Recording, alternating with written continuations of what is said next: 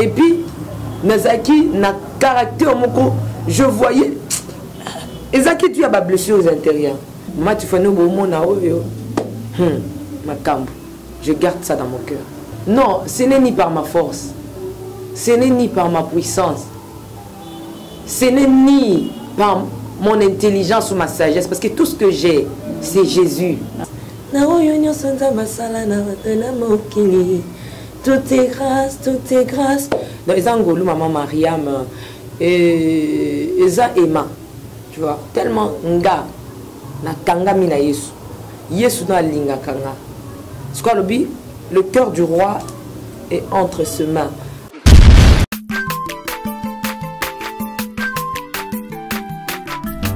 Azamwana motote, oa kosangai.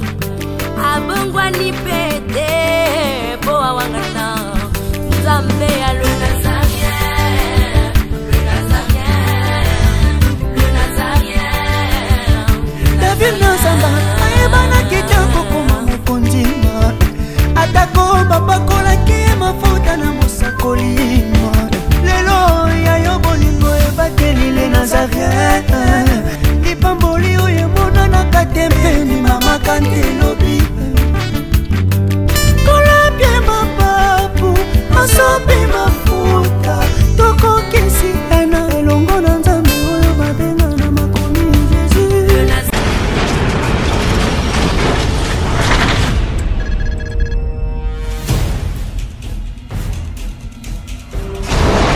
Naolia bakiti na ba mesa.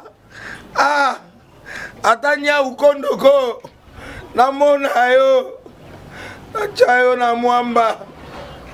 Na minito na kata penaka.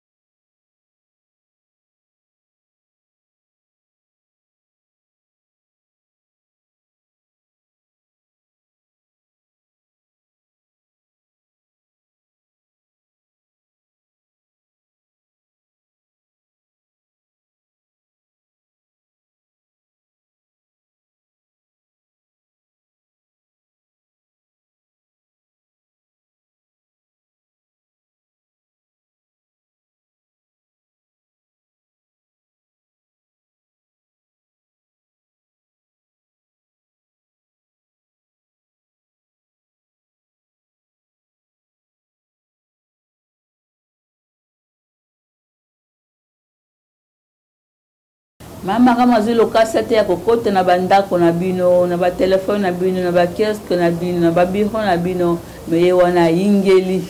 A côté de bino brusquement. Ya wana beti tok tok tok. Na kekolo ba mbote na balani na biso nyonso. Ba abonné na biso nyonso. Ba fidèle téléspectateur nyonso ya www.nazarientv.com. Ici comme ce besoin multiplié qui met en colère sur ma fille.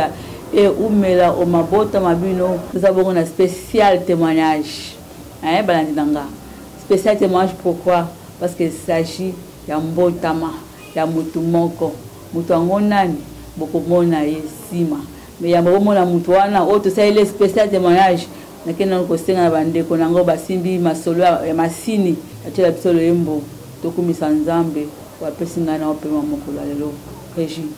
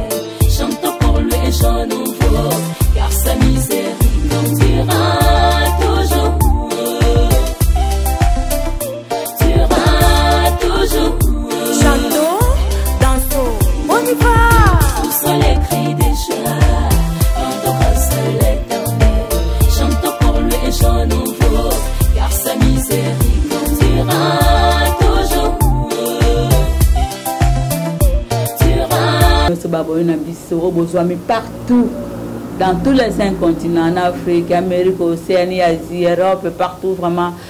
Nous avons un spécial témoignage. Témoignage en pour l'année spéciale parce qu'il s'agit de Mbotama, Yawabino, Mouana Bolingaka, Yaya Bolingaka, Leki Bolingaka, Moussel Bolingaka, la députée du Parlement céleste, Maman Tiffany Mokwa.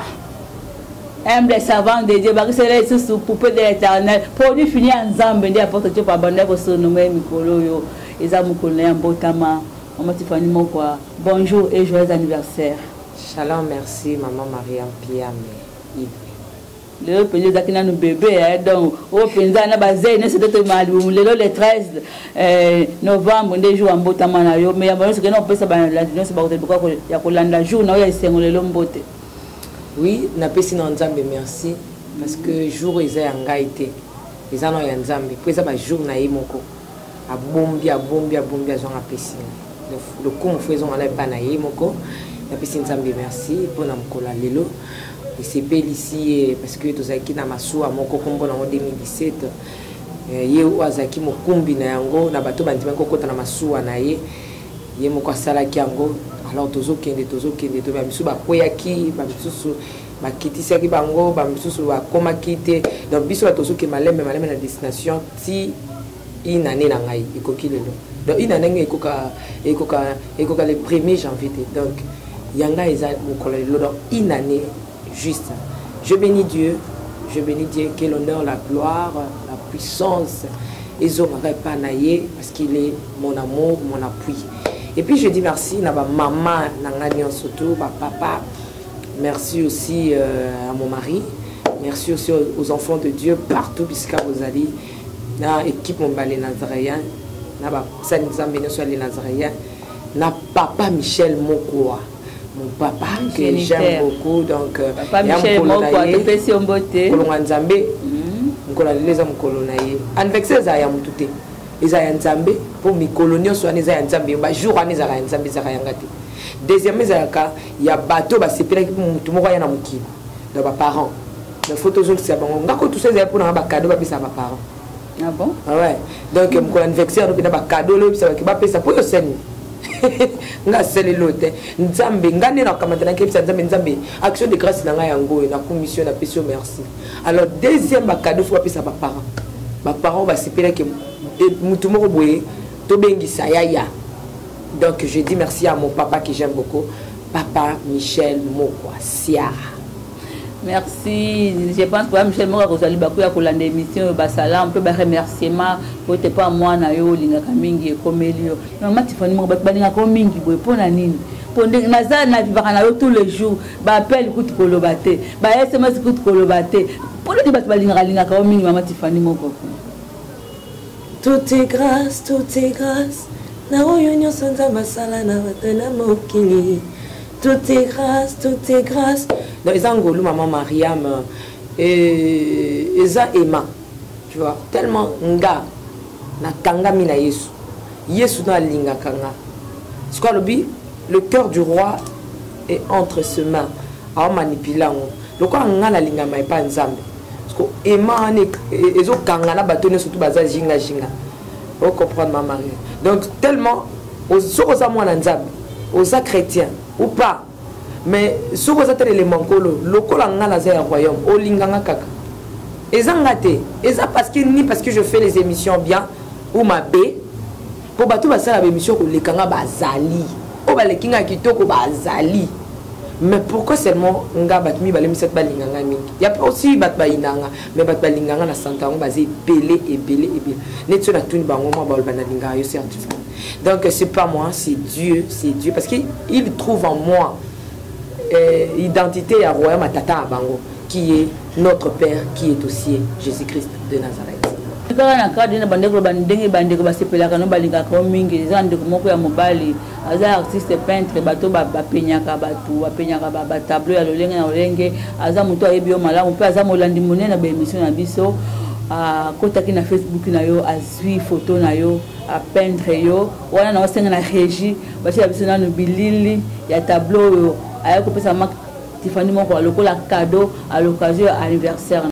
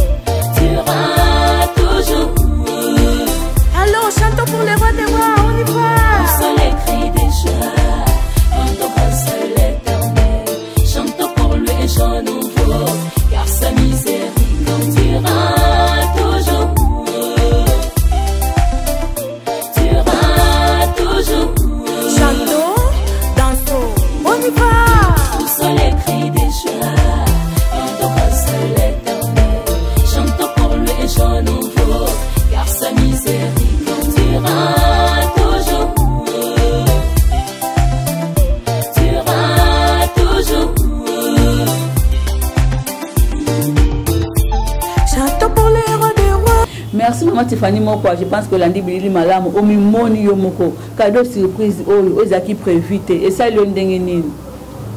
Maman Maria. Et c'est un moment vraiment que ça laisse bien. C'est quelque chose qui m'a fait vraiment plaisir, ce qui m'a fait du bien. Je rends grâce à Dieu. Non mita la boue. Donc azio penza Maman Tiffany Mokwa donc olongola te ko bakisate yo penza mo ngala miye ba elongi na ngati. Biso bato mona photo na yo textuellement ça je te dis. Ah bon? Oui. So à permettre ngana mi mona ndé na ça. Johnny na za boy. Il a vraiment réussi son œuvre. Il a réussi vraiment à 90%. Zamba za lokumu. En tout cas, je dirais merci à Dieu. Et ça ba ndeko pe faut soutenir, tu vois. Nalandia Zubazo Sel et Lango Katina Bonzambe, c'est un frère. Que Dieu lui bénisse, que Dieu lui bénisse. Nami Tali, Nami Moni, Nami Tali. Donc c'est un peu ça. Et là on a kana quitté Muto à Monique à Salelayo à la mission tout ça. Sur kana Hollande mais à tel habité Muto o yazo ko pesa biso ya boye. Topé makambo to eba été na ngolo nzambe akebi misango na ba tout ça à Salelelo kaboye. Non, c'est pas Muto ya ko bosana. Tant nous sur la photo na lokanisaka le frère, le bien-aimé Nzamba Pambola vraiment. Merci mon frère, que Dieu te bénisse. Le frère Merci, voilà. Nzambe Apamolande.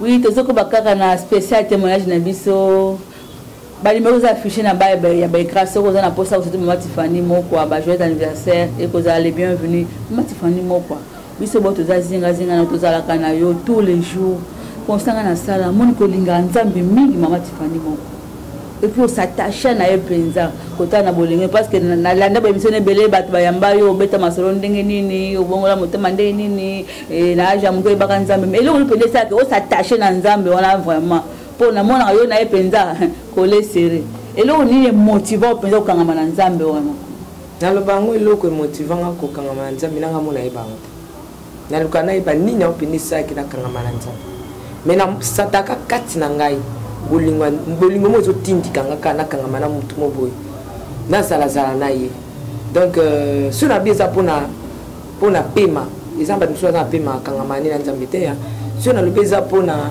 bolamu bat musu nzamba sela ba bolamba balukela non c'est juste quelque chose on a la ibate tis qu'on a lukaka et lo moko ba sema et puis tinda ngaka je me sens comme si je n'arrive pas à expliquer. C'est comme si je suis devenu aveugle et Tindarangai na kende kakamenga mon imbakate. Pourquoi pour la témoignage, pour la bolamu. Non, je sens à moi seulement quelque chose au sala qui n'a qu'un mananzami. N'est-ce pas peut-être parce que quand on a une mission à eux les cas de quotidien masu qu'on appelle simbota yambaka yolbaka c'est maman kufa qui traite maman biologique na yo au beau comme pas bakoko n'est-ce pas peut-être ma blessure on est ça que quand maman nzambe makas Maman Tiffany moko aux gens ma blessure intérieure il y a des parts ya maman no biologique te ils appellent une des raisons c'est que quand maman nzambe non je ne pense pas non. Ok, moko ya particularité à bémission na biso na les Nazareth à la Gabon bémission à témoignage. Aux appels moko ya oyo yambaka. Et belé bas ya bato baleka awa pona ko témoigner. Oyo kaka mingi ba témoigner nzamba sela bato. Yo moko siko na parcours na yo, c'est-à-dire na ba mobo oyo ko kisi. Obotama les 13 novembre 1900. Ba kisala ko na ndao nga ebi na so za 1900 combien? Mais depuis ka 19 point. Nzamba selo ni Maman Tiffany moko. Po to nambuno ya makabati msusu ba yo kaka ba ngomba oyo ba témoignaka ya bolamu nzambe. Nzambe wana bolamu ni na salela yo. Uta le 13 novembre 1900 point. Est-ce que vous avez quelques témoignages poignants oyo nzamba salela au partager on a ba nzambe. Maman Maria, merci pour la question oyo. Vraiment na ba témoignage ébélé. Mais il y aura un jour je vais témoigner. Il y aura un jour. Ceux qui ont témoigné en coulisses. Je salue Maman Thérèse Lokofe. Je suis témoigné en Zambie. À Banjo Lela. Et puis c'est Kata. Vous témoigné en coulisses. En coulisses, non. Et puis c'est Kaka. Oh, Zambie. Place Nzamba Outinanga. Elle commence à pleurer. Moi, oui, j'ai des témoignages. J'ai vraiment des témoignages. Ceux qui ont un témoignage, ils ont une grandeur. Alors comme moi j'ai des témoignages. Donc plus exemple, déjà ma grand frère n'a pas bêta mon année passée. Moi on a beau ami parce que je suis chez ma maman. Je suis l'aîné et l'unique fille. Alors tant maman botingai bah jeune fille mais par après à mon el souté na kota au hôpital ndeza kaka oye na mwana timona bébé bobimi ndenge zakawal s'occupe moi na zongi na ndako directement bayibinga mutu na zonga hôpital ya munene ya mama yimo na sala 11 mois. D'accord, en novembre. Ça sous 11 mois dans presque une année en hôpital. Ça sous une année dans salle d'urgence. Maman mon angate, mon angate, kanga moko. Parce que dans l'accès de la photo, ba salanga ba opération tout ça qui au moins 10 bébés. 10 bébés comme ça, dans les dizaines comme ça, 10 ou 12 bébés. 12 bébés. Voilà. Na 12 wana na bana dans l'accès d'aba photo wana ba mon grand frère na ko muta témoignant yem ta bomba ba photo wana Alors, l'heure na kota du salle d'urgence, ma maman pleurait. Ma maman pleurait, elle pleurait que moi na liboso à côté de la jeune fille so linga so boti moi na liboso talai. Ozaza neka. Ozaza siko nzamba permettait que na ke no kola langa na kata cette chance. A pimela ta maman la à Simbang. Alors, c'est ainsi ba opérer quand ozaka 12 tout le 10 bébés ba kufa. On est que tu as 10 na 12 parce que 10 ba kufa. Tout ce cas 2 bébés na la photo ana oyo sala ke sikoyo ba bazwa ngai na bébé na msusu bakanga biso ba photo pa ba minganga parce que ka wana ba réussir kaka biso 2 donc ngai na l'autre fille wana na petit soka kufa pour ngaza pour moi ba rescapé mi ba bakanga na biso photo pa ba ka oyo to bundaki nango 10 ba kufi 2 kaka ba biki bango c'était après 11 mois que na longo na salle dirigeance na bimi na ye. Alors tout presque ya famille baïbaïke on a même grand frère na baïbaïke dans akizengi dans un donc muto sala raté kizengi nzoka nzamba kindeki ko sokola mutu ala malam amen donc akendeki sokola mutu na ngai wana malam parce que beki na mutu oyo na otia makambo ebele.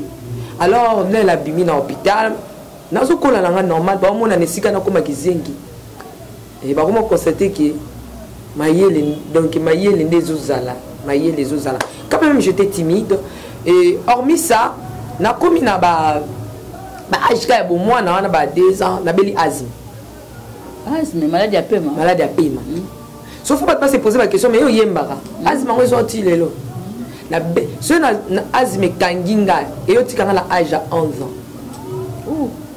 Depuis 2 ans, tu as 11. 11. 11, tu vois, 11 ans, asthme au tikanga. Donc, ce que kanginga mama remole ba, oyo. Ah ok. Ah, kufa lobi.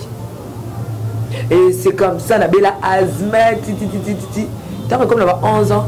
Maintenant, le Seigneur savait que nga na royembe laï. Na ba pe me osimbate. Mukom suyo kanga na podium na katana.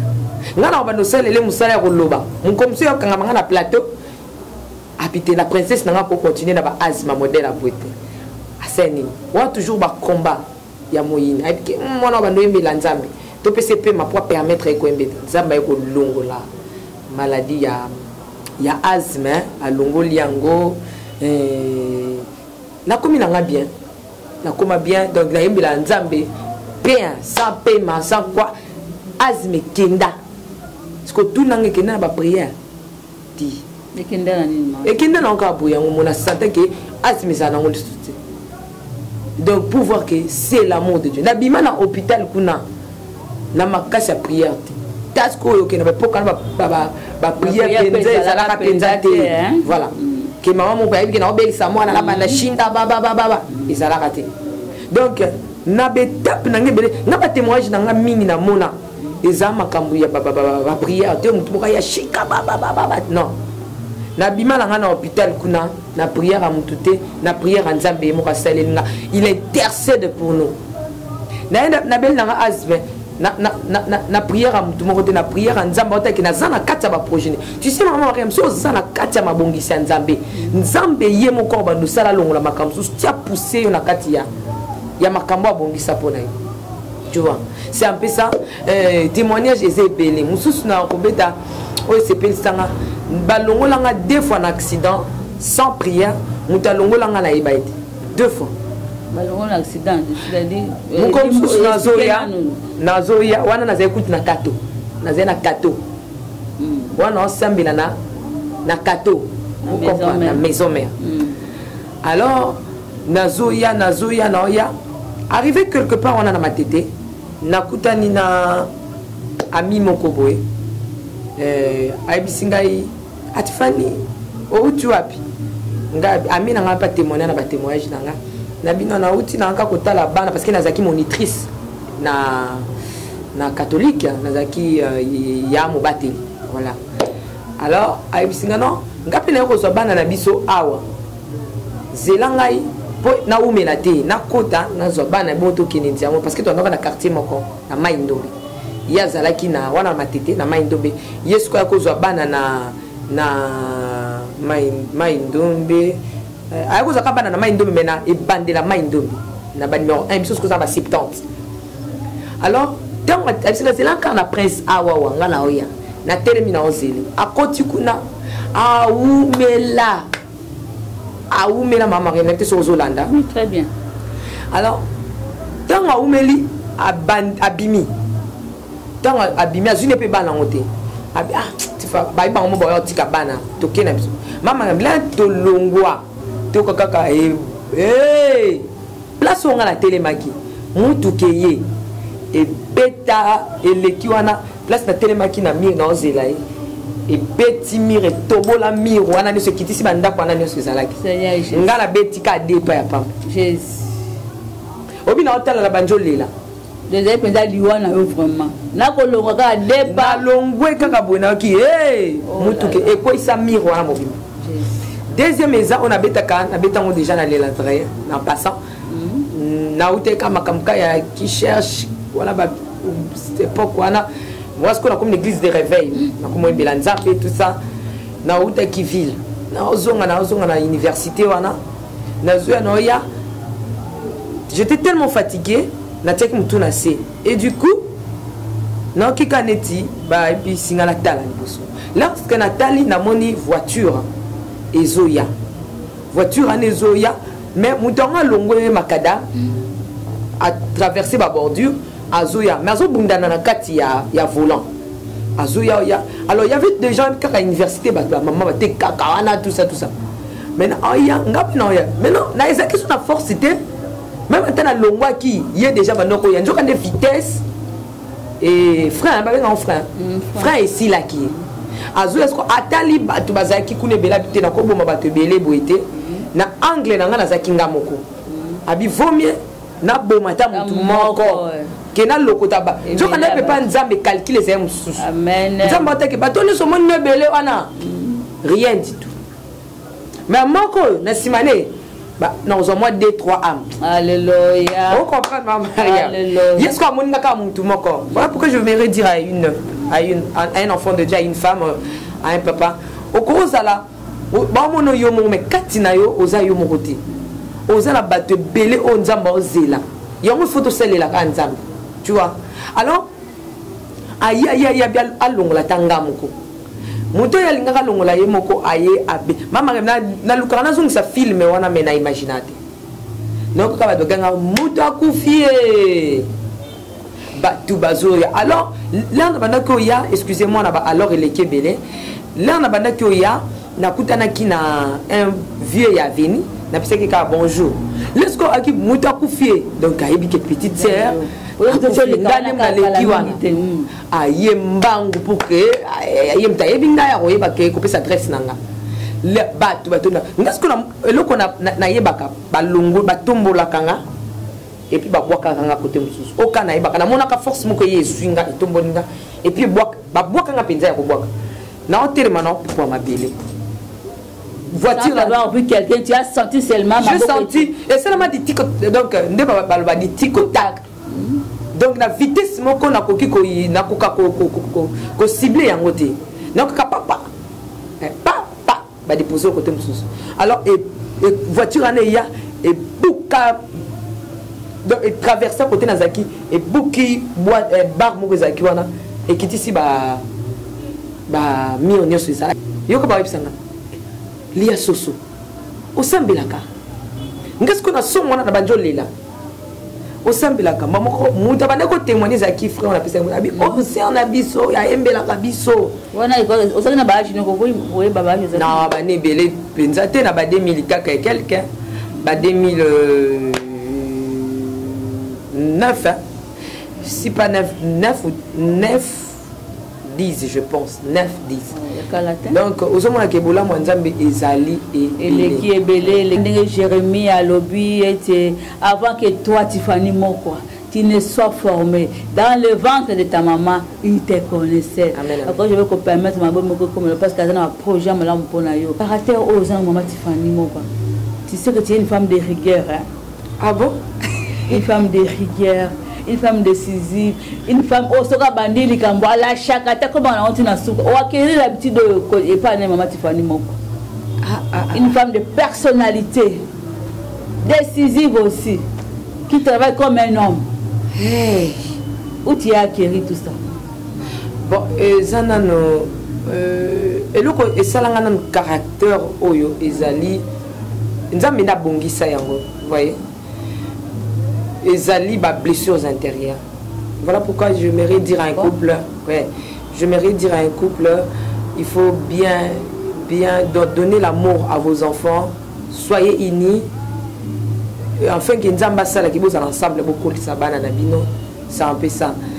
Ezali ba blessures intérieures ndemuto et créant un caractère ma B. Voilà. Très colérique. Maman Mariam, ngai nazalaki soki nazalaka. Soki batu bazali banda ngazakati. Soki batu ana kati ngana libanda. Je pense même mon grand frère, mes cousins baloba ngo babike baloba mais réellement tondimi ke nzamba changera batu. Vous voyez. Donc nazalaki na solitaire moko okondi maté. Na place bat bavandi na ovanda te. Na ndoka batu soni. Ils ont déjà mon limo mabe. Comment bato nzamba sali yozo karabango soni. Et puis nazaki na caractère moko, je voyais ezaki tu a ba blessure aux intérieurs. Moi je connais maman qui va blesser en c'était dit à quoi? Oui, qui na mort ya maman. OK. Parce que maman est morte, elle m'a laissé, elle nous a laissé, moi je témoigne de moi personnellement parce que bandi qu'on a pas me maman m'a laissé à l'âge de 6 ans, à moi 6 ans je pense. 6 ans. Oh, vous voyez un peu, hein? Alors, on a beaucoup comme dans ma boucle, il y a marâtre. Voilà ce que vous avez sous témoignage. Moi, tu fais nous, je garde ça dans mon cœur. Je garde ça. Regardez, tu peux partager un mot. Non, mais ce n'est pas encore le moment. Ce n'est pas le moment, c'est ça, Kolobaka, c'est ça. Na Kolobaka, on a témoigné qu'on a reçu dans la mais parce que pour édifier, mais j'aimerais dire à un couple, soyez unis. Soyez unis dans l'amour, beaucoup de ça Jésus. En fait, qu'ils soient là, beaucoup la banane, ensemble. Tu vois. Alors, on imagine qu'il y a une famille, maman langa. L'air, en 2005. Oh. Depuis il y a 6 ans, ma famille, maman. Voilà pourquoi les bateaux, pourquoi cette femme n'a pas papa? En plus, j'aime beaucoup mon papa. J'aime, hormis Dieu et mon mari que Dieu m'a donné, c'est mon père. J'aime ces papas-là, mon quoi Michel, je l'aime beaucoup. C'est mon papa, je l'aime tellement beaucoup. Je l'aime beaucoup. J'aime beaucoup mon papa, Michel Mokwa. Donc, nakoli na ba blessure trop na yebi pas si robot ko pas marâtre. Bien des commissaires à caractère aux gens. Alors tellement souffrance ouana. Oh imaginez que maman nga senga mbongo na balaba. Oh ah oui. Ma Tiffany Moko. Oui. Bala ni bozo ka maman azo yoka. Siko jour on témoigner ngo ya na biso mukona betela maman Thérèse atangisa mai na miso. Na Thérèse to pesi ombo c'est aibisanga Tiffany tika arrête. Akoko supporter koyoka ngoti. Sikoyo natika Yesu yo pona nini? Nga natika Yesu yo na sala mabe na makambo ya Nzambe pona nini? Maman Tiffany Moko tout à fait pona no comité ozana no ozasina peta Yesu natika Yesu. Na inde tina suka vraiment qu'est-ce qui rassure que au comme tina suka Maman Tiffany Moko? Non, ce n'est ni par ma force. Ce n'est ni par ma puissance. Ce n'est ni par mon intelligence ou ma sagesse, parce que tout ce que j'ai, c'est Jésus. Amen. Mais, non, tu sais, parfois lorsque je réfléchis sur ça, j'ai de larmes. J'ai de larmes. Dieu est merveilleux. Dieu nous a ramassés de loin. Vous voyez? Alors, ma blessure intérieure, on a écrit qu'il y a caractère. Pourquoi? Je me disais que je dois honorer Dieu et je dois honorer mémoire ya maman nanga. Ce qui maman nanga li solo ne ba beta ki angote. Ce bon beta li solo nanga. Taka na bando beta maso papa solo bato. Bon beta maman bino te poser. C'est pas ça pour ça pas maman. Ce que soki na zaki sujet ya soni. Na nanga oluka ba solo maman nanga. Oui, ka olinga ba ngote. Alors de deux ezali dû à ma tante on a bandaki kozalami kokemba quand j'ai mis pas naé, c'était une femme de caractère. Une femme de caractère. Dans la nazaki dans la couvent. À longue couvent ma sœur, tout ça yobala. Donc chez lui, ezaki caractère. Dans mon attente dans la nazaki n'a pas possibilité, mais azotinda binobo qui nous évangéliser na babalabala. Moi je et pas tant dans la nazaki caractère. Elle avait des possibilités. Toi non kozanga ya reliate. Mais en tout, na fin semaine boy. Toi et toi, vous allez prêcher na ba marché. Bino 2 boroté de porte à porte. Bino mi balé boroté ya na bazandu. Mais elo ko relier zangité. Elo ko remet les zangité. Ma Mariam. Donc c'est qu'on air wana na agini. Na agini. Na agi ya ba 13 ans. À 13 ans déjà. Prêché déjà à l'âge de 13 ans. 13 ans, oui, oui. Côté était ko yebi côté ya oki kabu. Nzamba lingi yo. Yeso alingi yo maman. 3 16. Biso tout bala mikie. Maotinda bino bokendo te na babalabala. Bote ya Yesu. Boke na pourquoi boye muda mto pesa compte rendu. Yo ke na kikune zalaki ndengeni. Yo ke na kikune zaki. Na pourquoi chaque jour avant bolala, c'était la prière. Yo mto repartager, yo mto sala boye, yo mto ça. Alors biloko wana nyonso tu ekrea kanga caractère ko bon tokutani sima bolanda lema wana bokoyeba le pourquoi bolanda bon esprit na bino lelo toza kotambola kana ba bisi pona kosala évangélisation na yango action de grâce ngaka pesa na église asepeli ndenge tokoti na bisi mbandi nyonso bakoti bokofuta ba billet te biso ya ndimi kofuta ba billet pona biso nyonso ti na destination amen wana eza action de grâce na sali pa na nzambe pona aluka lipamboli na ye mais biso zaka pona to évangéliser sans malamu na éviter ce que vous sepelisa bino toté à liloba nzambe amen bien aimé nzambe merci na hôtel misi pe ye na profiter na télé misi en attendant kamba biso moke na louange ponga na te ya vraiment mutu ma futa bien zate aya futa bino ba bien déjà amen c'est bolandinga ye mutu ko la anniversaire na futa bino ba bien akoyembisa biso moke abanga na te ya amen amen nayebi ete nzambe ayaka mpona bato nyonso te nzambe ayaka mpona motu moko nabondeli nzambe akela likolo na se ayaka mpona yo amen amen nyonso ekoleka me liloba nzambe ekoleka te eza important mpona biso ezali bomoi na yo eza mpe bomoi na ngai amen amen 500 fra eza eloko te me oyo esepelisa nzambe na midia lelo ezali te moto moko abongola motema fete esalema na lola kumama Kolo Yesu kumama ya wenangae yawe maya wenangae yawe yonde opesinga pema na bomo ya Yesu kumama ya wenangae yawe nakoki kozanga ya kopesa yo ya koloba tenzambe okumama na yo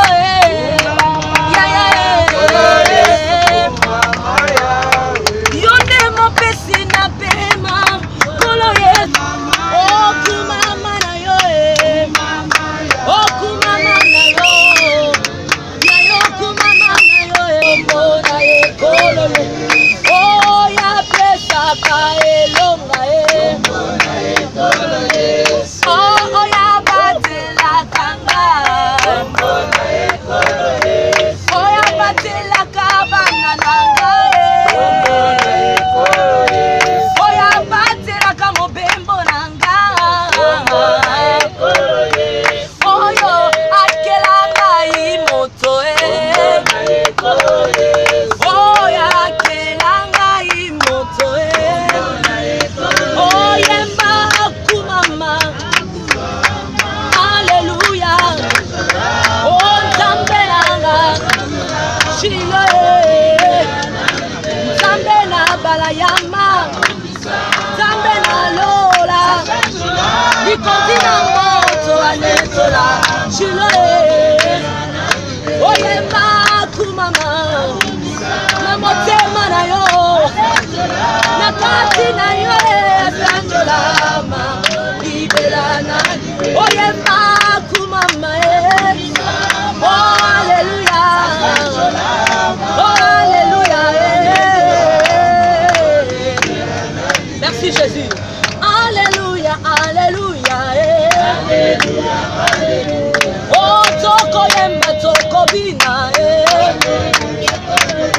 biso toko betane maboko oyemba kumama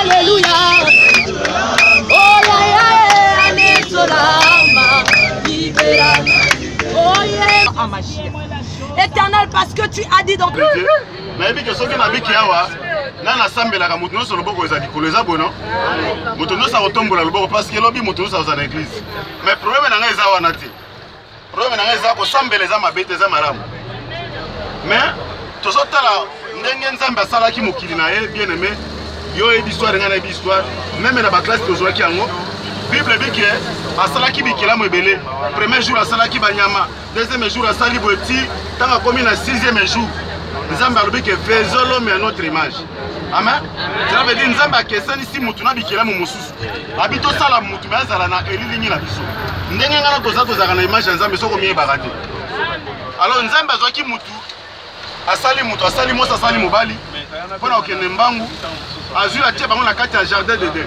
cela veut dire nzambe bande kokita chaque jour boya kotala mutu lokola nzambe azalaki na bolingo ya mutu alingaki te atika mutu distance chaque fois que nzambe bande kokita azosolola na mutu mais komaki na jour moko diable abebisaki na leki eza na bato bazalaki me baza sute ta mosu mutu yo mema kombo nde lelo babengi yo Ambroise ezalaki na ndoyi nomo azalaki liboso aza sute akufa alors bible ezibaki non rachetez le temps car les jours sont mauvais mikolo tokomi bien aimé Jésus Christ alingi azonga lelo bato akoti na kati ya badistraction kosambela nzambe aza nango besoin ezaka toyaka baeglise te lelo tozomona confusion na kati ya baeglise na biso tozobate qui est qui et qui fait quoi okotokote bapasteur bescro totai moliere komona babétise ebeloka moto prophète asentaki mona bato moto aza apôtre asentaki minere ezokamusanga ke moto apôtre ateka parole na asali baate ya boye meme oza kino ozoyebi oza congolais na congolais makambo eleka na congo na oyebisa te babétise ekomi partout bapasteur bavantire bachantre bavantire biso bandimi kutu koloba te tiko banano bazozela kwa ya mwana moto bien aimé Jésus alingi azonga so bakosa yo Jésus revient bientôt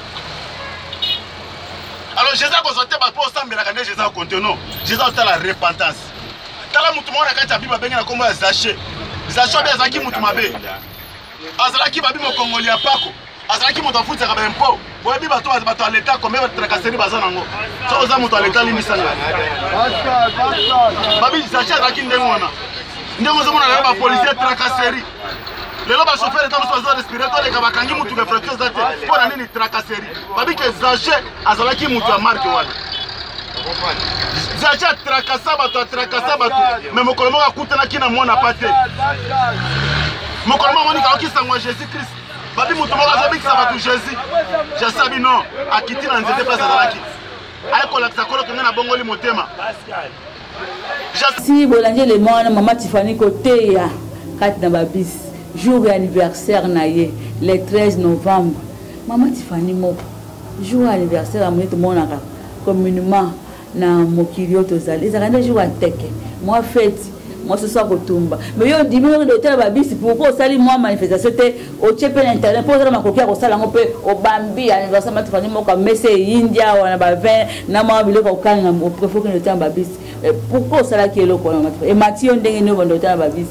jour anniversaire na yo oyo ezalaki santia kozala place moko tozosepela tozolia tozomela pourquoi ozalaki likanisa otala babisi Maman Mariam, merci pour la moutoune Tuningai. J'avais beaucoup pensé qu'est-ce que je peux faire pour Dieu. Dieu m'a ajouté. Voilà pourquoi au début de l'émission j'avais dit que ces jours de mon anniversaire c'est pas pour moi, c'est pour Dieu d'abord. Deuxièmement, alors qu'est-ce que je peux faire pour Dieu? Je réfléchissais, je pensais mon Dieu, qu'est-ce que je peux faire pour toi? Nous Maman Mariam, là tous les Lazarés étaient pour tous succès. Nga penza boule nanga ya les Lazarés pour Ce qui n'a pas eu ko sela nzambe na le Nazaré na koko sele na koyemba. Ce na yembe simbinga te. Alors bisika nyoso na ngola nzambe na sele la nzambe. Hein? Nzamba tchaka loboko na yi. Nzamba tchaka loboko na yi. Mama Mariam na section comme sous na mati bis. Na kata bis. Nazo na oyemba kanga moko. Ko mama kolo Yesu kuma. Ngana fana ke muntu azisala ke mbala yambi. Bisa étudiant yambi bala yambi ko ma to komi de. Muntu azaki pembe na yambi. Muntu azaki kati na yambi. Na sima bazongisi. Alléluia Hosanna. Bis mobimba. Bis, je parle devant les enfants de Dieu. Bis mobimba ezaki transport. Ezwa adoration. Par la langue bandi. Bato bandi ko adorer Nzambe. Bato bandi ko kumisa Nzambe na katia bis. Wow. To koma na université boy. Na ngina futa transport. Receveur abi ko futa te mama. Kene na. Bato bakita na katia bis wana bazo yemba. Bazo kumisa Nzambe. Pour ça ka bo kita te. Oui ça to kita te ba mema biso ka to kende. Amen. Tu vois un peu Mariam. Ndé na lobi Natala qu'est-ce que je peux donner à Dieu? J'avais réfléchi non. Musala o na no c'est la Nzambe. Na salango un peu moins kala. Hormis pas tant tepso, ndenge na banda ko kete à notre tinde tepso ko kete na babala. Na banda ko konabi na l'année passée une sœur au banato no ke sani ba intercession na babala bala alobaka ngo. Na banda ki to ra ki système okete na babala bala. Même dans mon église, là to là na ba permanence wana, to zaki bo prier, butu mobimbati na batongo bo wanjo ke bele na ba venir. Boya yeso alingi bino mingi bato basala ko bayebi yeso alingi mingi boya to sangana to komisa nzamba pesi biso mokola lelo tout ça je faisais ça alors na né oyo je me suis dit na sala yango kala les Nazaré comment on zonga temps musique et comment kambo nzambe oyo ezali média et comment on zonga temps alors j'avais réfléchi na ke noté ya Yesu na babala bala na te ya na mituka plutôt na sala ngo ndenge nini omoni ba mituka lelo soki bokoti badou so ga bakoti ba yo senga bo France ba yo senga mabonza nasuka bo ba nasuka ba kongolela biso soki pe batiaka mabonza na kati église ngana yebité yo alele comment to kota bis ba mabonza alors biso na ke côté ya Yesu Masia na église parce que je le fais les 12 les 13 c'est aujourd'hui mais je le fais les 12 so na ke te ya Yesu na babala na mituka bongo ba ba kina yo senga bongo na bondela Nzambe na ngapi sanga makoki Nzamba spécial makoki ndé na zui pasteur Richard to kete ya Yesu na cadre na occasion anniversaire nanga na moni Nzamba tikati na ngai na kendo lukata a moko na kati ya mituka to kendaki to soina ba chauffeur non en foutela ba tout au bazar transport menga ezati pona na mingi mais ça tout d'abord même Yesu ba na ko pesa ba tumapa wasani affaire assoir bango moi là au côté je pense que mutaki que non en fout transporteur muté pas déjà qui était à ba vente et ça le maté te ça le mana on le bande au foutelier moto fouteli batu bana bestiquer oui nzamba elipa na ko ba nzamba c'est ça non na ba o ba ngumba mélité même souvent na ka na ça le makana ngomé ba yo kana ndete tu vois alors pourquoi je dis ça parce que na suka na ko lobelo pour kana lobia là na oyebisi batuke to te bino lo banzambe olongoli ba ona idée que toza ba venturier ba ibate que na suka ba bondi ba senga biso mbongo na biso ya offrande olongoli ba ona no idée ola kisa bango Yesu oyo memeli bango aza Yesu oyo apambolaka alors message toaki na ngozaki na apambola te ne c'est pasteur Richard Nzamba tekati na ngai to tambola na c'est un message ya repentance tozongi la repentance même biso repentance même maman Mariam to se repentir moi était à marcher dans l'église c'était message de repentance to kota penza na mituka là non to si recevoir to limite to recevoir a balusa qui déjà longi là là Bouddha qui déjà mais là c'est non to ye ko senga mutu mbongo te awa na mutuka Nzamba tie biso to futela mutu tout mbongo mais souci na biso bana Nzambe ba yo kaliloba recevoir comme gentil mais Zaki na petit frère nanga là to bandela Zandu départ Zaki na Zandu toujours to kei to comme na Zandu vraiment na centrale Alain centrale to matina na grand marché to côté de petit receveur to lingi to te ya lo banzambi na mo ka recevoir ba luce longi maintenant c'est non excusez-moi est-ce que beaucoup ça combien de personnes pour que to fute ba ko tungisa ba on te biso to te oh Mama, comment tu es na yo? Comment tu es bayambi Yesu na ndenge mususu. Là to koti asidele chauffeur abi pas de problème. To tchaka 5 na bana bi c'est pas un problème. Même pour tchaka 6 na ba. 10 mais ngai c'est plein de penza. Plein. Beaucoup de ça ça va carte na nzela mais bon faut course complète. Plein avant que tu démarrer. Tala ka msuba pesa bango bazo c'est amutu ke kufa na limité. Mais na ngola nzambe avant démarrer mtu kala kwa pas na bi c'est mongo no yango. Biso to ba noter. Donc maman Mariam dit dans koloba ba tout ba sepeli va rendre gloire. Mais leur message, nous peut message, il y a le papa Richard Abandi côté. C'est pas peu de choses. Côté Yesu. Mais tu sais qui sont. Et ça, le pasteur Richard Tende na ponagi na pasteur Ale Nazareth. Na bombi on mtema. Obi que pasteur Ale la ebisi to kete na bis a poudé. Oh. Andimi ma a calculer ce qu'on roquetait na bis sonia modèle là. Est-ce que on va te finir mon comprendre yo mon comprendre. Donc il y a coqueté Yesu na pas bisité. Mais je félicite, je dis merci à Dieu aussi na pasteur Richard andima qui to koti na kati ya bis wana to kei penza pasteur Richard. Alléluia bandeko. Tela kana ba courage au pasteur.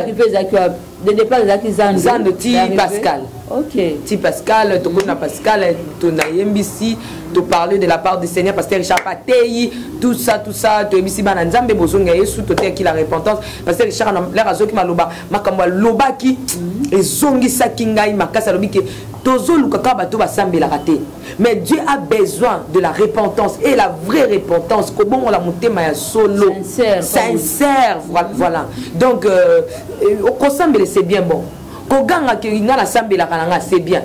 Pona banganga pa ganga basambela ka batu tu basambela mais la vraie repentance c'est ce que Dieu en tout cas parole wana et toucha kinga et makasi mama Mariam na tindenge to kendaki là to zongi lisusu to ebisi recevoir tia lisusu batu biso to refuta kaka mais ba yo kaka liloba nzambe to zonga na bango tizana ah bon a charger lisusu batu to futi ba billet les batu ayo kisu ba kumisi nzambe mais eloko wana c'est pesanga l'air lité était ma ba fandi kimia ezongi saki mutu nion surtout batu ya kole. Alors pour te rendre grâce à Dieu to sengi mutu eloko te mbongo te même to ki lilobe tout yé pasteur Richard ma papa Richard somba crédit ba tchaka offrande na kati ya bisité batu bango moko metto futel bango tela non que to futi bis pour na batunios mais muto ki ta kabelio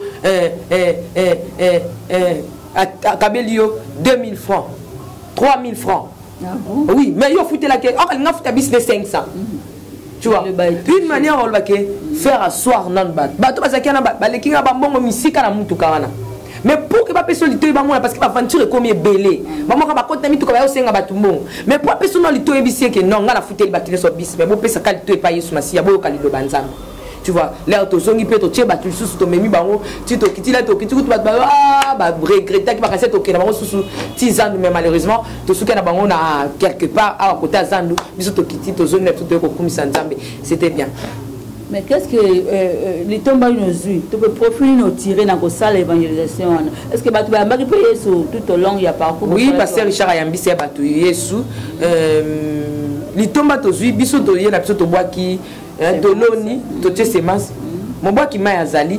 On pas au colisa azali. Mais néanmoins semence wana ndé pasteur Richard aloba. Ceux qui mundé la salle caméra filmer mkola lelo. Et bon on nzambe. Oh ya sala mundele akosa la caméra te a filmer malobo te ya maki mkolana na kati ya bis polo bakena yebite donc nzambe mutu akolona ata près des après 3 ans taba ate ngala touche ta simba maki na lite te ya maki na bis mukolentel mais nzambe wana ya bolamu na buku a souvenir na ye akomata que le mukolo wana na cadre anniversaire ya la princesse na ye la princesse akenote na ba bis na okake sengo musala oyo na tika c'est là 4 ans 3 ans. Mais lobby na plutôt le 12 na sala kiango et sengo na zaki na maman Mariam na monke comment souffle zanan pour le noter la balabala la bien-aimé dans le Seigneur nzai swalingi bino mingi boya to kutana to kumisa nzambe apesio mokola ce qu'on a que zungi songo suna ba biso waouh maman Mariam je dis mais le banozala kaka pona la anniversaire na yo ndo banosobi et peut-être que comme un peu moins de vue na yo au programme ndene ce qui ka na le 13 non j'ai aimé tant na zungi ce qu'on projeter dans l'avenir oui tant na zungi ba image to pasteur wana oyo ngakutu nazaki pe encore surpris ya omona ke ala azoki susu mpo nazoki na Alain notre caméraman le bogard de la so bandeko balanda afilme na téléphone. Ah bon? Tokende na biso na caméra te. Mais tellement nayebisa ke nyonso ezaka pembeni na ngai zalaka nango président. Donc ye mo bazaki mwana mayele afilme sokola kaya azolakisa nga tobi totala tobi totya nano totala mutu aboye kokende te ya yesu na babisi sepelabi na raté mama Tiffany est-ce que kokozongisa yango soki tokendaka donc je me suis dit nabi non bana nzambe bana posa ya liloba na repentance mama Mariam fo ezonga ya kozongisa bolingo ban ya peuple devant le maître Jésus-Christ. Donc soki nzambe na raisonner yango nzambe apesanga makoki chaque fin du mois na robanda ko kendo sala ato chaque fin du mois na kende vraiment que na koti na bis na sala ato futela bato mituka ba fandi kimia na memi mosala nzambe moto kei na to yembisi to kumisi nzambe bate liloba biso to kiti to kena biso. En tout cas c'est un peu ça maman nzambe na pesa nga makoki na makasi na ti yango ezalaka chaque fin ya mois. Bato balingay basi garé muke na action bosala que zongi bango na nzela hein. Ah oui oui. Dans ndenge Apocalypse 2 le bina biso souviens-toi d'où tu es tombé, répands-toi et pratique tes premiers amours. Voilà tout ce que lentement sûrement na sur émission na biso mais tout ne tika ba mama Tiffany mokwa bilenge lokola yo posana mokili. Bien que la Bible dit que nous sommes dans ce monde, dans le monde, mais nous ne sommes pas de ce monde. Bilenge lokola to zo mona. Les réseaux sociaux. La vie commune, tu as vivre les lois. Donc, comment tu as ça à m'exater? Au cours de la bangoni, bilan bazar au colayo, au bazar pour vivre net yote, gonzambe, bazate, mokili. Nde lati bango, kolata mabe penza, ko china la bango. Quel conseil tu peux leur pour que les jeunes sérieux ya âge na mama Tiffany mo? Na koyebisa makaka elingi sepela ona bolenge na yo sala nyonso olingi motema sepelisa nzoto na yo kasi yeba mokolo mosusu nzamba kobenga yo nisambisi atanga yo pe na koki te tobondela nzambe tokoma na mawa na ye parce que tozozela tozokima mbango mpo tolata couronne nakoyisa kaka un jour Jésus reviendra, il sera de retour nakosepela ki kombo na ngai ya yo ya ye emonana na buku ya nkolo po ke tosepela na nzoto asika na makasi na bango mo bakoka te po mama Mariam na oka mutwa biabi Sœur Tiffany bosambelaka mpona biso obiki nazaka na posa na bongo la motema natika omela meme masango mais ntango naozwa décision natika okoka publicité bimi langi ya sika so leba besi langi ya sika nazolinga na bala langi wana bakotisi susu nini na kati ya masanga wana donc je suis obligé na meka langi wana batieza langi nini donc na makasa nzoto okokate mama Mariam tu le senga la linga ba fête te je n'aime pas aller dans des fêtes comme ça na éviter langa wana ni moins même yo bien on peut sanga même remarque mais lobby otinengai na invitation na qui représenter yo étant que moi na famille mais tant on a comme une fête na mama Mariam na yo beteloti nazaki loko amupaya dépaysé comme on dit non makambo ezalaka to ngati mnazala mukilité to na la retard to makambo na mona kuna na mona kaka nyoso ya sika au blé na besko andi ko expliquer nga maître expliquer nga c'est oye bien ngoti ngabi mais maître no yeba te abi o nde yango ndezo sama kamu mikolo nzembo ezo reninde yango ngabi ah bon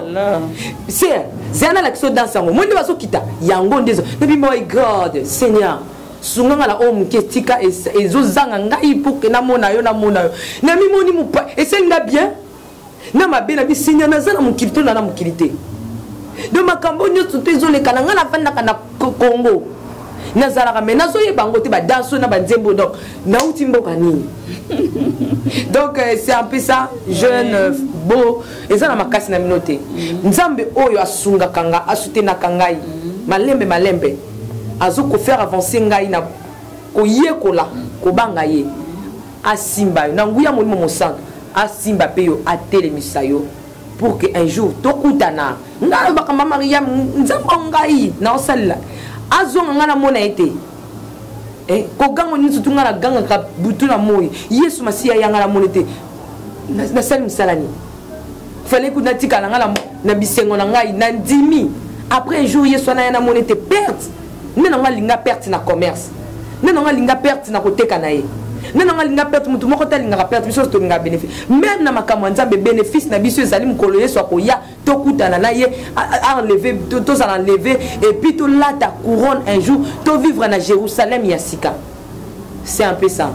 J'encourage mes frères, j'encourage mes soeurs, même mes mamans, mes papas aussi. Je vous aime beaucoup de l'amour de Christ. Priez beaucoup pour nous. Afin que du jour au jour, Dieu puisse nous inspirer à faire des choses pour son royaume. Rien que pour son royaume. Moi, je vis pour le royaume de Dieu. Je ne vis pas pour ce monde. Je suis dans ce monde, mais je ne suis pas de ce monde. Tu es dans ce monde, tu n'es pas dans ce monde. Vivons pour pleurer le royaume de Dieu. Merci, Mama Maria. Oui, moi, tout le monde, mon rapport, chuté. Naza moko nazalaka na yo na lobi yango tous les jours to kabola ba instance presque nyonso na journée mama Tifani moko na yo ka bande busuko koma ko benga mama Tifani moko na bongola motema nzela ba émission na yo na bongola motema nzela ba conseil na yo mine mona ba benga ka conseil ka bango kama ba mape mabala na mona ka penza mingi mais pona yo ko ma sujet orgueil to ko ba enfant d'orgueil nga kutunde ngande ko ma te sujet poto mona wa ba ba li mingi bongai ngai mama Tifani moko e ko ma ti so ba gradité teto tikila nzambe na na bisi batu ba bondela mingi pona ngai na muke na ngai oyo na ngola nzambe mama ngemo ebina kata ba te belé et belé. Donc batu bazali msusu kaya en face à mon mama Tifani oyo mon soupe se toqué dans le domaine msusu au senti je salue ce couple mes enfants que j'aime beaucoup Kapi et Riva basé belé mais tu kana pesa na ba dans zolinga ba mingi mikolo Kapi et Riva je salue aussi ba osala zou ouais mama Tifani utanka couple moko te bon ba on est surtout kasi ba on est surtout te maman Mariam je sais d'où Dieu m'a ramassé je sais où il m'amène ces promesses dans mon cœur ils ébélés il y en a beaucoup non na simbi ata un tiers te makamzamba ebisanga maman Mariam non na simbi te c'est pour na simba ngo toi on a 4 dimensions ya élévation. Mon serviteur s'élèvera, il montera, il prospérera, il sera placé plus haut. Menga la placé plus haut. N'assume quand mon serviteur s'élèvera. Et bon, il montera pour son monté, il prospérera, il sera placé plus haut. Élisée pour son manteau, à l'écart qui 4 dimensions. C'est que nous avons wapi. Et puis c'est Élisée qui manteau. Pas Moïse à l'obra, dans la Bible. À l'équipe Bethel, à l'équipe Jourdain. Ti bisika kene ki kozwela kuna mama Mariam yo mo tanga Bible moi na pesa tena bandeko ba pesa utepe wana babenga ba pesa ya no so dans place ni place Elisa so ki manto donc aleka ki 4 dans la 4e étape ni akezwa manto ngapena na posa nazwa manto wana ya couronne pour biso tozela so manto ya Elisa te mais tozozela so couronne on kolosani okitisa pour la tisabiso alors ceux qui na bandi kakao na Bethel poto le ki Bethel na Tchalolend poto le ki Jourdain na Tchalolend et bon osiko manto ekita te donc na bondeli ba nzambe so moni la princesse atengami nazo kola kana maloba na bango lem so bakanisa ki maloba komate komaka mama na kola na maloba ya nzambe pe na ba fimbu ya ba téléspectateurs Tifani yo okomi lo lendo la komi lo lendo et puis singa funa mitala nazo lo lendo c'est que nami bonga mal sous bien et ça la bien j'aime ça Tifani kola ta bongote na tema be il faut na changer voilà Tifani nazo kola na maboko ya nzambe à travers le nzambe akomona te à travers ba papa na ngana ba maman na ngana ba ya na ngana ba leki na ngana ba ndeko na nzamba pesanga dans les seigneurs il faut encore de plus na pesa ta mbote oui mbote puis ba suka na na pesa mbote na nyoso tulobia est-ce que za motuna tuna que tu poses ali kama obakisa ko bakisa simando pesa bambote pe na numéro de téléphone nalingi batu nyoso tu nalingi batu nyoso tu nzamba pambola biso. Je dis merci à l'homme que Dieu m'a donné. Je dis merci na bandeko France ma pendo yangu na batoto en France akuna kuzapia iko na panda iko na korgo monter sana akuna kubirika leo siku yangu ya kuzaliwa voilà. Donc mokolo nanga ya kozala ya mbotama au moins que soyez les yeux ya Maman Maria mais c'est juste l'ambiance. Donc bandiko France tapé si bango bambote belé Belgique, Canada, Texas, je salue Laurette là où elle est. Nzamba pambola yo na pesi maman Betty. Donc je salue la famille Maïmona Mobimba na Belgique wana na moni Jonathan Maïmona et Jordan Maïmona na papa Maïmona. Donc nzamba pambola bango surtout yani na États-Unis bandiko surtout tout da Silva Mireille. Excusez la Belgique bisiko zali nzamba pambola ba maman na nganya so ba maman la princesse de l'Éternel ba papa na nganya surtout nzambe apambola bino na PSP mutu oyo moko lisusu vraiment oyo abenga nga mingi akomela nga mingi. Je l'aime aussi beaucoup abiaka de l'amour du Christ. Donc nzambe apambola abiaka donc bisika zali kuna nzamba pambola yo mutakata 2000 CD na bémission na abuki yango bomoni motema mbala moko. Donc nzamba pambola yo eti la zaka na bonzambe maman makasi akoma kotia kuna babalabala. Ah bon? Ah ouais na mikila poto na poto. Donc mon frère Abiak na pesi mbote na pesi bandeko nyonso tout balanda biso bambote ebele. Merci na papa Moïse Piame mon directeur. Merci Jean. Merci Maman Tiffany moko pour la disponibilité na yo pour na tango pesinga susu mokolo alelo nzambe ya pambola balandi na biso nyonso so bolingo tombe Maman Tiffany moko ba joyeux anniversaire webi numéro na yango les affiché na ba ba écran na bino beaucoup melaye et pour na l'autre suki mais pour na to suki ça moi les c'est d'aller désormais so bolingo zo biso quand les ala qui tout à www.lesnazaréentv.com mais comme www.nazaréentv.com mais désormais comme au bêti www.nazaréentv.com c'est pour nous mettre na YouTube au bêti le Nazaréen Kinshasa au cours de l'émission na biso nyonso bo s'abonner massivement bo zala jamais déçu. Ce qui est dans la maison égalité, tout le monde Maman Mariam, à Pessibino, ciao, encore une fois, joyeux anniversaire à la princesse, à la présidente du Parlement céleste, députée quoi, Tiffany Mokwa, Enoni, Zambalola, à Pambola, à Baksomi Kolebe, na Senamoy Oyo, à Kokisa le désir le plus ardent de ton cœur, na Combo, avec équipe de les Nazaréens, Totombelio, joyeux anniversaire, notre coordonnatrice Tiffany Mokwa. Ciao.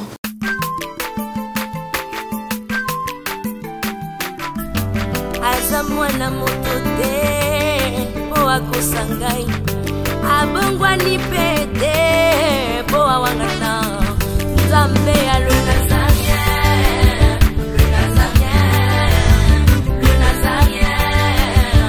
David Nzamba ayebana kitoko koma mokondima atako babakolaki mafuta na mosakolima lelo ya yo bolingo ebateli le Nazarien lipamboli oyo emonanaka te mpeni mama kanti elobi